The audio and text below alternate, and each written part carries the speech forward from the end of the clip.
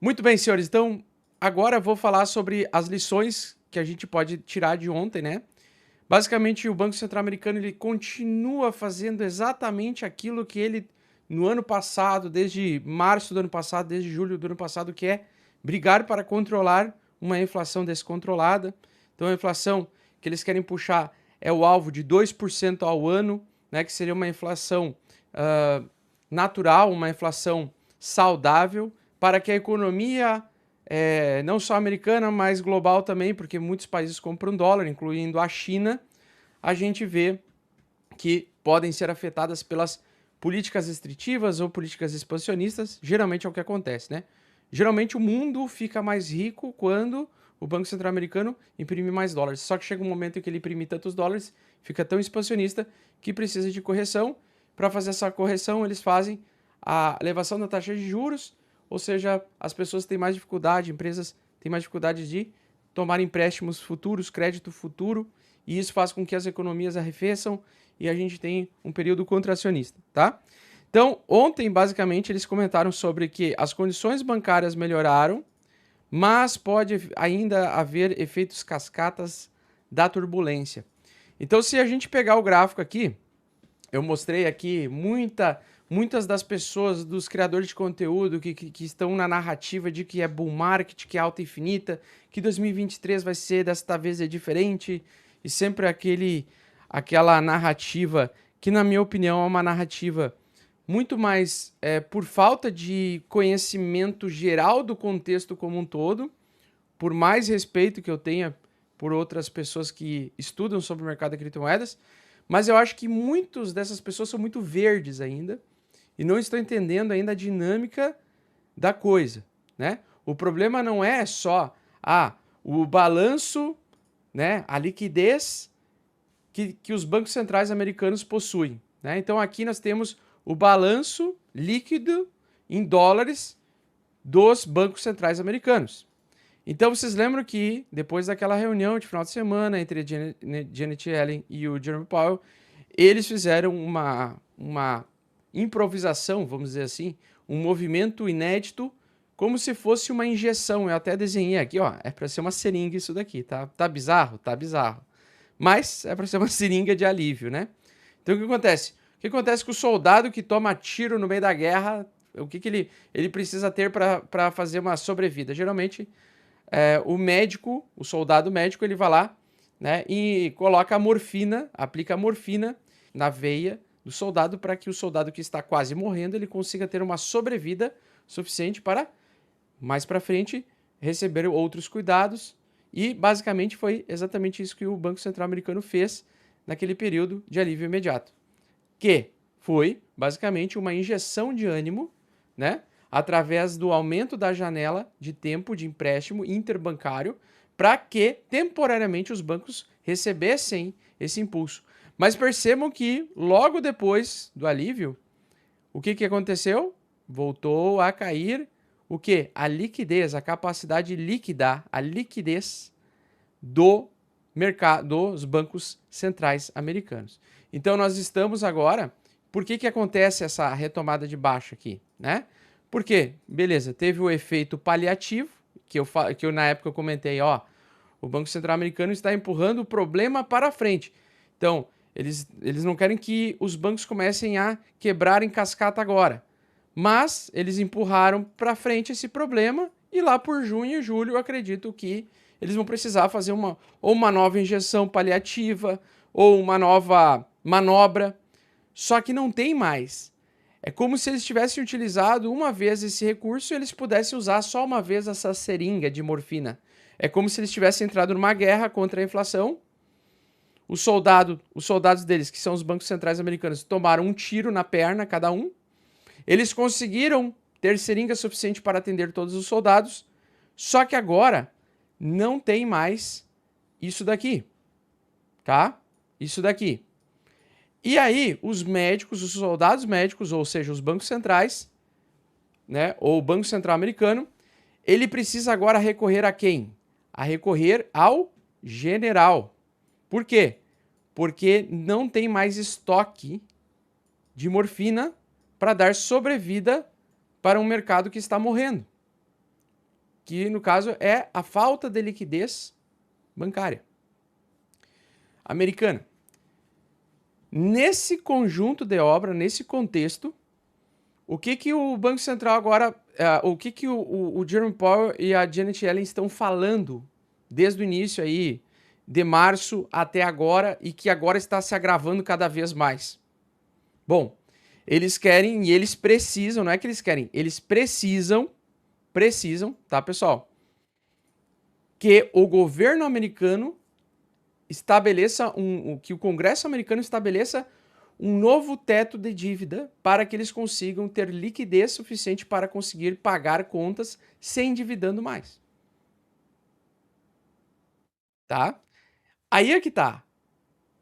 As decisões políticas monetárias, ou seja, o Banco Central americano e o Tesouro americano, estão numa batalha contra o governo Biden e o Congresso para que eles aprovem o aumento do teto de dívida para que eles possam se endividar mais e conseguir não criar um default, que é a falta de dinheiro no mercado, pois eles não vão ter como pagar mais nenhuma dívida americana no dia 1º de junho de 2023. Então, justamente isso é o que eles estão falando aqui. As condições bancárias, elas melhoraram nos últimos 3 meses pelo movimento paliativo, vocês viram. Mas logo depois, na entrada de abril, maio e assim por diante, vocês viram que o balanço, a capacidade de liquidez, de sobrevida dos banqueiros está caindo novamente. Então foi paliativo, não foi uma impressão de dinheiro, como muita gente, como muito criador, erroneamente, criador de conteúdo que não estuda, falou erroneamente que eles imprimiram dinheiro. Não, eles não imprimiram dinheiro. Eles usaram uma dose de morfina que foi a recém-criada e que poderia ser utilizada apenas uma vez.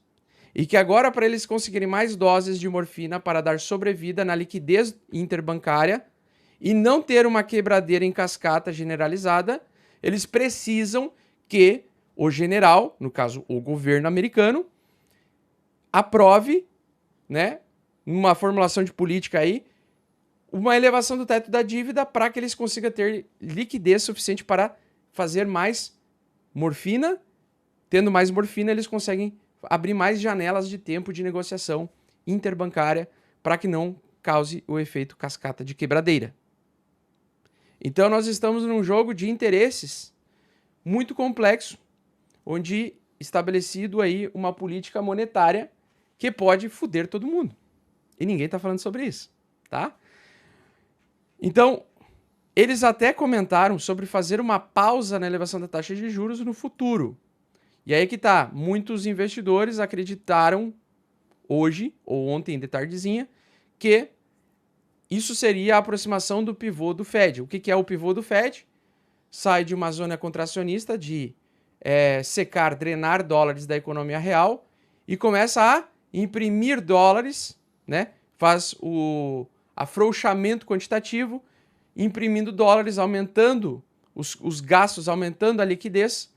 A inflação volta a ficar descontrolada, mas pelo menos eles conseguem salvar temporariamente os banqueiros através de uma impressão de dólares por um período de tempo. Tá? Então, o pivô do Fed, muitos investidores estão especulando que vai acontecer agora, entre junho e julho. E eu até pensei que poderia acontecer, mas o pivô do Fed clássico, que é sair da contração econômica para a expansão econômica, não vai acontecer. O que pode acontecer é uma pausa na elevação da taxa de juros, ou seja, não aumentar mais 0,25 pontos base a taxa de juros, como eles fizeram ontem, mas eles manter ela no patamar que está e ver se nos próximos 3 meses, próximos 6 meses, a inflação começa a chegar mais próximos dos 2%, que é o valor ideal que o Banco Central americano acredita estar de volta ao controle, ao domínio do crescimento econômico. Tá? Então, ainda existe mais trabalho para ser feito sobre a inflação. A verdade é que, e a notícia positiva que eu posso trazer para vocês, é que, sim, as políticas contracionistas americanas, do jeito que estão, elas estão conseguindo fazer um controle sobre a inflação. Eles estão conseguindo reduzir alguns custos, principalmente o quê? Energia. Então, puxando o gráfico de novo, se a gente pegar aqui o gráfico do petróleo, a gente vê que um barril de petróleo mais barato significa controle da inflação, tá? Pelo menos no setor de energia, tá? Que é um dos setores aí principais que mexe com o núcleo de inflação, que é aquela inflação real, né? Inflação que as pessoas sentem no bolso no dia a dia. Então, sim, nós temos alguns indicadores já positivos. Tem o gás natural também.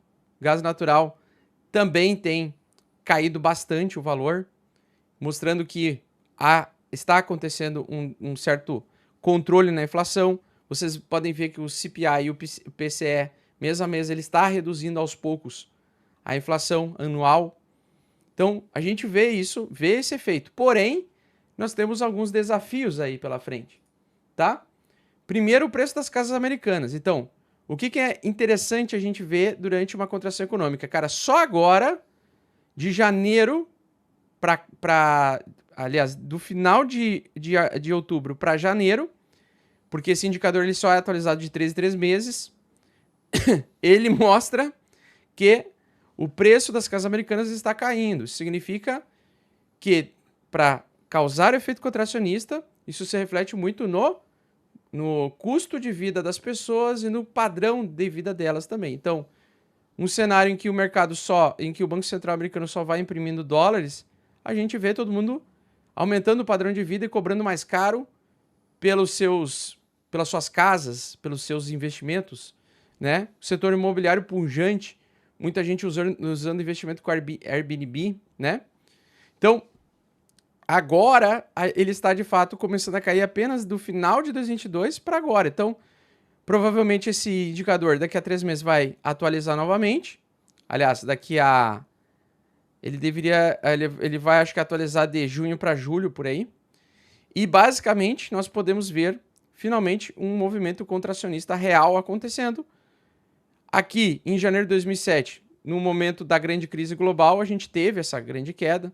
Nós tivemos também um período mais lateral ali entre 2015 a 2018. Aqui no Brasil a gente sentiu bastante isso.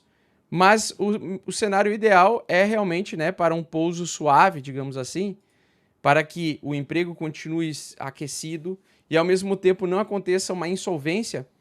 A gente poderia ver então um movimento não de grande crise, mas um movimento mais lateral, tá? E isso seria o cenário ideal, beleza? Mas aqui sim nós temos um topo, tá, pessoal? Então, dia 1º de outubro de 2022, nós tivemos um topo nesse indicador, o preço das casas começou a cair, algumas cidades americanas as pessoas estão cobrando apenas, já reduzindo em 50% o valor do imóvel para a venda. E aí, como tem dados mistos sobre isso, né, são cidades e estados que têm situações diferentes, alguns estados estão sofrendo mais com o setor imobiliário e outros menos, tá? Bom, então a gente tem espaço ainda para cair mais, o que significa que, na minha opinião, se esse aqui é um gráfico trimestral, eu vejo que provavelmente mais três barras trariam os preços aí para uma direção de contração, tá? Então a gente teve esses 3 meses, agora vai ter outra atualização de 3 meses, depois outros 3 meses, então isso aqui para mim é um topo, tá?